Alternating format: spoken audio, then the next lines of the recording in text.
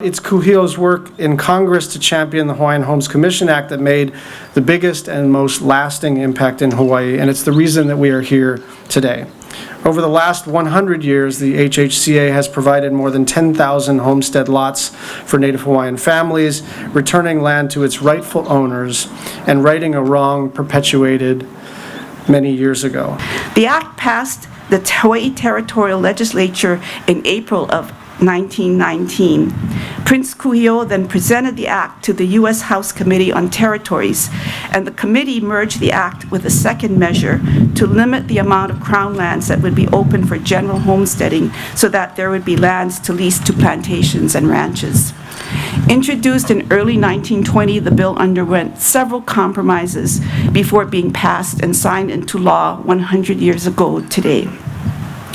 Rather than all of the crown lands, only 200,000 acres of third and fourth class agricultural crown and government lands were set aside for exclusive homesteading by Native Hawaiians on parcels for 99 years at $1 a year. The first and second class agricultural crown and government lands would be leased by plantations and ranches, and the revenue from those leases would fund the Hawaiian Homelands Program. The planter and rancher interests wanted the beneficiaries limited to full Hawaiians.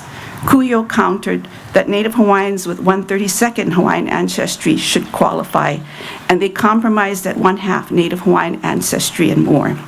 We all have more work to do to fulfill Kuhio's vision, and that's what I'm focused on as the chairman of the Senate Committee on Indian Affairs.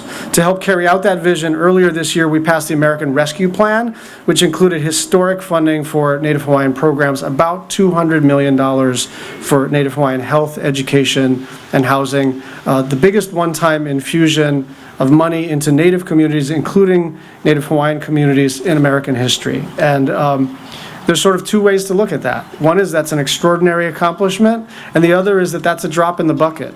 And I think it's really important for us to understand that that is the kind of sustained commitment that we're going to have to make over not a couple of years, not 5 years, not 10 years, but generations to right these historic wrongs that Daviana so eloquently described to us.